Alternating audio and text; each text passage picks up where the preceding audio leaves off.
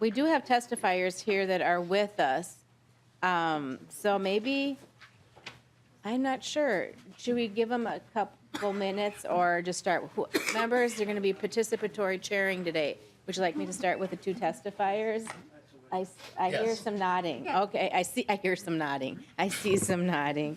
Okay, so I'm gonna call down, start with Tricia Grimes from the Office of Higher Education.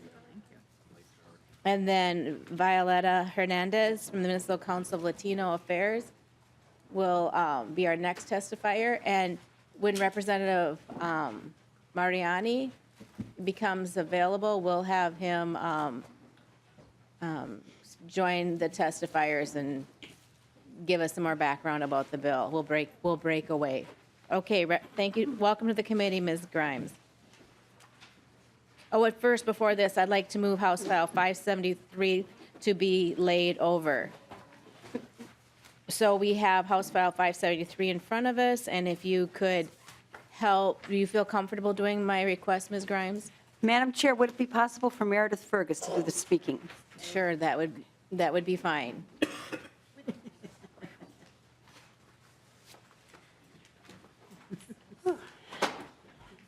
Madam Chair. Welcome to the committee, Ms. Fergus.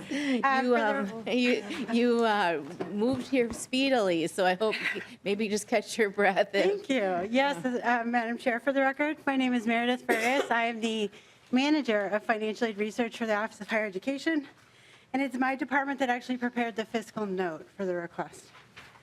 Ooh, sorry, I was coming from another obligation.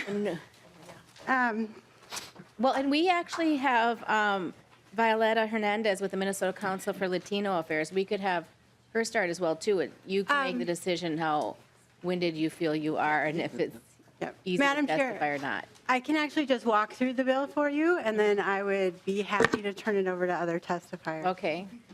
Madam Chair, this is actually language that is also in the governor's budget request. The language in question modifies the calculation of the Minnesota State grant, specifically addressing the calculation for students who are ineligible for federal Pell Grants, because the state grant calculation requires that we subtract out the Pell Grant for which the student is eligible, even if they do not receive it. This specifically modifies that calculation for two groups that are referenced under federal eligibility guidelines. Those federal eligibility guidelines are set in U.S. Code Title 20, Section 1091. The first guideline is A5, which addresses students who are non-citizens, and the second is 1091D, which addresses students who are not high school graduates. So, Madam Chair, as I mentioned, this modifies the calculation, so if a student does not actually receive a Pell Grant and is in either of those two groups, we would not subtract it out for state grant purposes, therefore filling in those missing Pell Grant dollars with state grant dollars. Okay. Yeah. Thank you very much. Ms. Hernandez, would you like to come up and testify on the bill? Sure.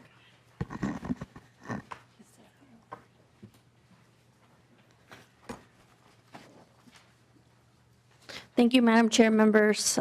Thank you for the opportunity to speak before you. For the record, my name is Violeta Hernandez Espinosa, and on behalf of the Minnesota Council on Latino Affairs, I'm here to provide testimony in support of HF 573. As shared with you previously, as a state agency, we have the important role to advise and inform state lawmakers about our constituent communities and their needs. In order to responsibly meet this duty, MCLA has conducted extensive listening sessions over the last 2 years in over 14 communities with hundreds of community members and external stakeholders serving the Latino community members. In the report of findings and recommendations that I shared with you in a previous hearing and as summarized in your handout today, among the top priorities in E12 and higher education for Latino communities is the need to continue to provide financial support and greater support to Latino communities who have historically not had equitable access to higher education.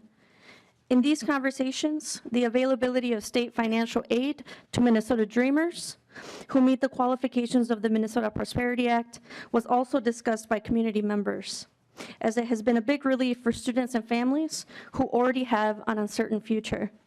The availability of this aid has acted as an incentive for these students to graduate from high school and continue on to higher education. Even so, much work remains, especially in Greater Minnesota, to let students know that this is an opportunity for them in this state. As Latino communities and stakeholders shared, fear, lack of understanding, and awareness of the program have led to lower than expected applications for Minnesota Dreamers. For those students that have found this opportunity and are driven to succeed, let's continue to make their futures more certain by providing and improving the state's support, as has been the tradition for the state of Minnesota. Due to a complexity of issues, Latino Minnesotans continue to have one of the lowest higher education attainment rates in the state, with only 24% of 25 to 44-year-olds having a certificate or post-secondary degree, which puts us far behind the state's goal to have 70% of this age group meeting these levels by 2025, which is only 6 years away. Let's continue to pave the way for equitable access for those committed to a higher education and a stronger future for Minnesota. HF 573 is a step in that direction. As such, we recommend that you support the amendment in HF 573, and thank you for your time. Madam Chair and members. Thank you very much for your testimony. Now we have an update on Representative Mariani, and he is testifying himself right now in another committee, and he knows to come here when he is done testifying. So, do we have any questions by members? I'm sure we do, but it'd be best for them. Right, yeah, I'd Bill Arthur to be here. But to our testifiers, if anybody does. Okay. Yeah, I think we're gonna take a 5 or so minute recess, and we'll reconvene when Representative Mariani gets here will be the plan, but don't stray far. We may reconvene in 5 minutes. Thank you. We're in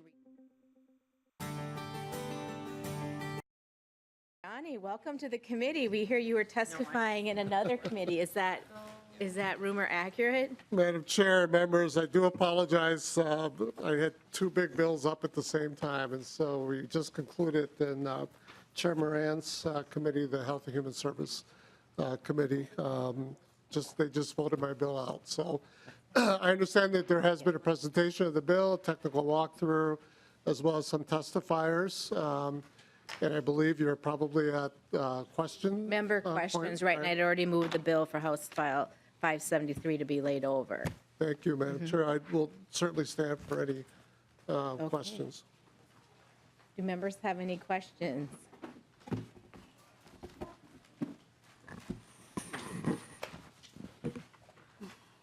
I don't see any. Okay. Representative Franzen. Thank you, Madam Chair, and Representative Mariani. So, is this an attempt to allow students who are not citizens or legal residents to get a larger amount of funding under the state grant program? I understand they don't qualify for the Pell Grant. So is this to cover what they possibly would have received under the Pell Grant? Trying to Representative understand. Mariani. Yeah, thank you. Madam Chair and Representative Franson, yes, thank you for the question. I don't know much of the history that you went through, but this legislature in 2013 passed the Minnesota Prosperity Act. Other states have called it the DREAM Act, basically granting in-state tuition rate access to undocumented students who met certain conditions. The primary ones being that they were students for at least 3 years in Minnesota K-12 schools, were graduates of the Minnesota high school, and had registered with the Selective Service. I forget what it's called, but it's the draft, the Selective Service system. That came on the heels of action that had been taken a decade before, when the federal government stepped into what I would argue is an area they should not have stepped into, which is the state's ability to provide access to its state-funded and supported higher ed institutions. We've been doing it for decades.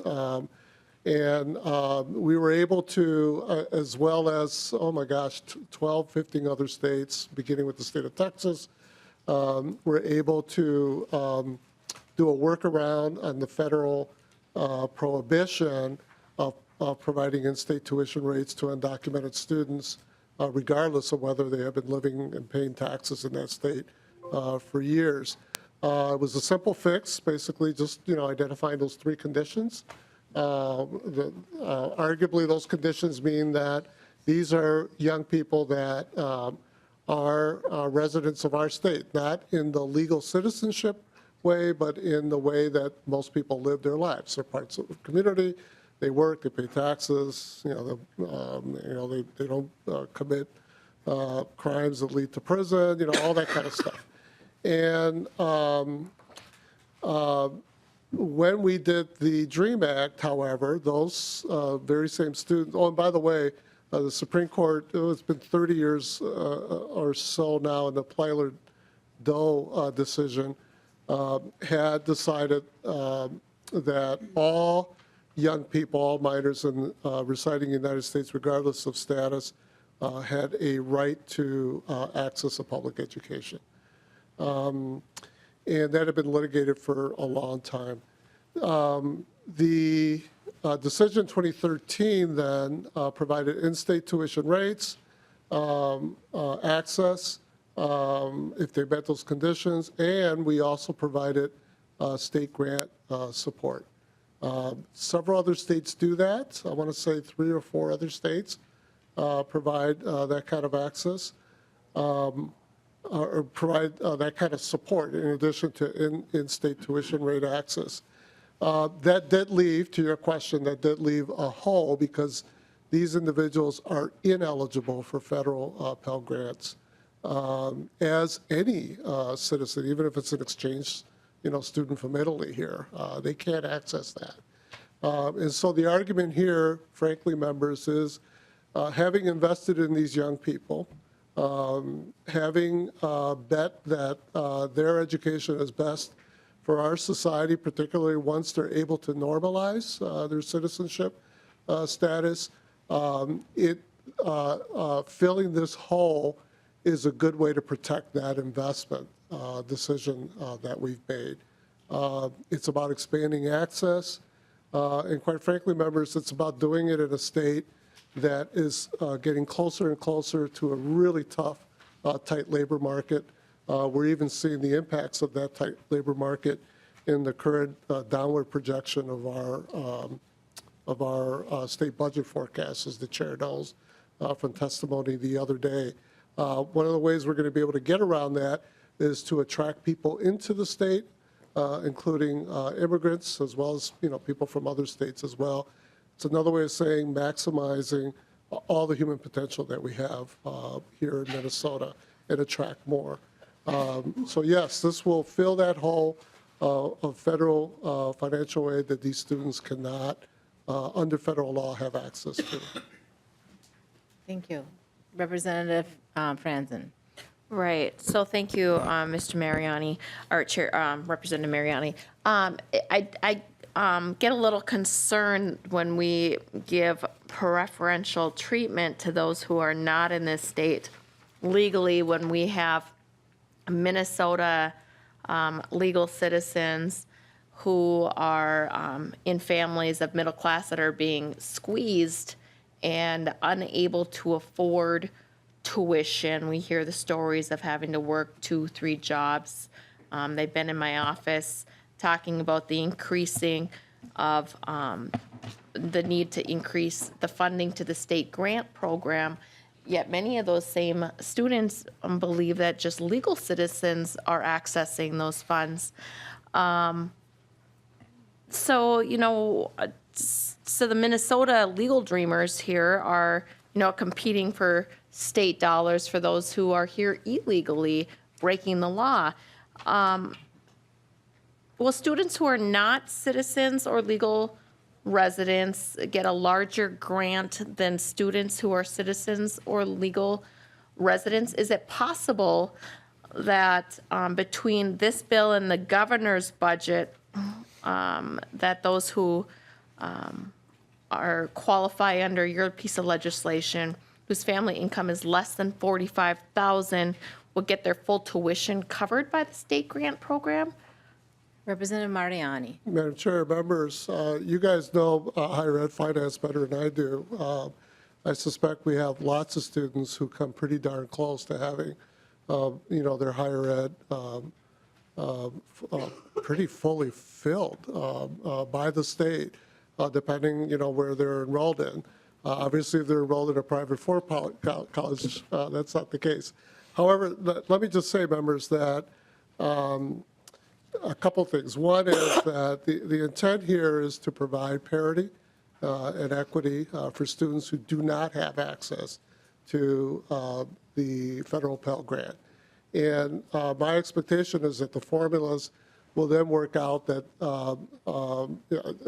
they'll have to work within the formula. And so if all things being equal in terms of the conditions of a student, if they have access to Pell Grant or don't have access to Pell Grant, in the end, they should have the same level of assistance in order for them to fulfill their educational aspirations, which we have stated as a state in 2013 we want them to do. They can't do it if they can't pay for it. And so, no, Representative Franson, I don't believe that this is an effort to take from Peter to pay Paul. This is an effort to create equity and parity, which right now we do not have, because these families do not have access to federal grant support.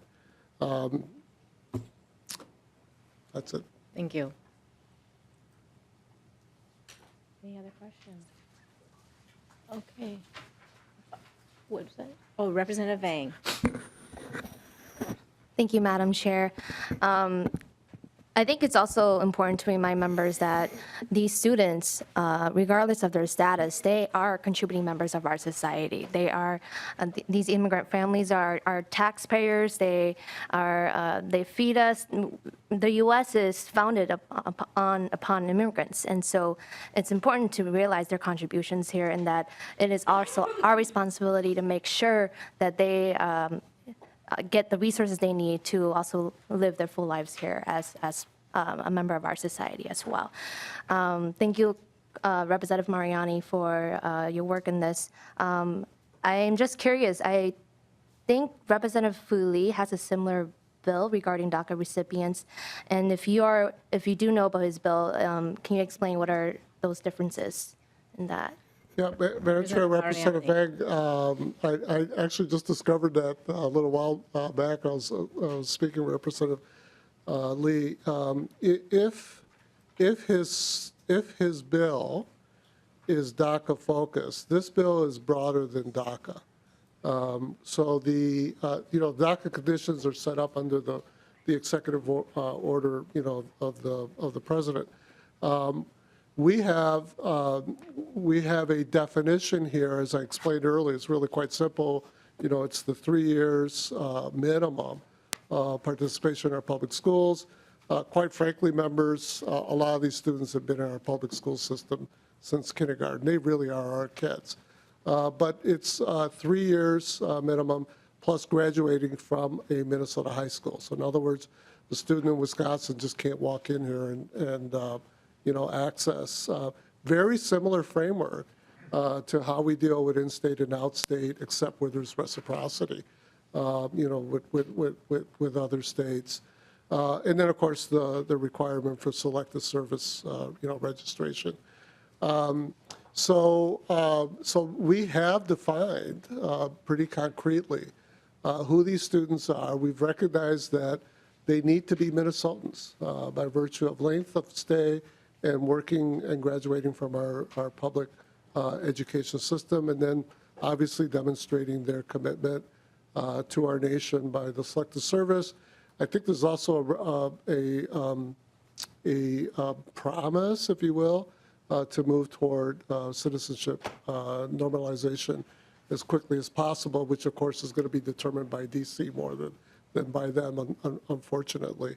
But I believe if Representative Lee's bill is a DACA student bill, then it's going to be a slightly smaller subset than this student group.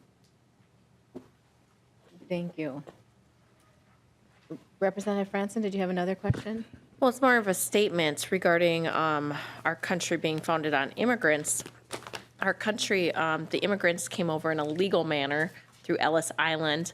They had to follow rules in order to become a citizen and weren't given preferential treatment, such as what we seem to be doing now. So I just wanted to state that. Okay. I just need to say our country was made up of indigenous people before immigrants ever did come here. I just want to recognize that. And some people came here with force. And it might have been legal, but it wasn't just or right. So anyway, I just had to give a little bit broader view of that as well. So, well, we don't have any more questions. Representative Mariani, would you like to make any statements before I renew the motion? Madam Chair and members, I want to thank you for your careful deliberation of this proposal to continue to invest in Minnesota's young people. It's how we're going to keep our state strong and grow. I know many of these students personally. I've watched many of them grow up, and they are remarkable young human beings who aspire to advance themselves and almost to a person, have articulated that as a recognition that they have a commitment to back to our society and back to our state. These are Minnesota-loving young people. They love the state. They love this opportunity. And if we continue to invest in them, they'll not only do us proud, but they'll make us even stronger. So thank you for your consideration. And thank you very much, Representative Mariani. And hearing no further discussion, I renew my motion that House File 573 be laid over for possible inclusion in the Higher Education Finance Omnibus Bill. The bill is laid over.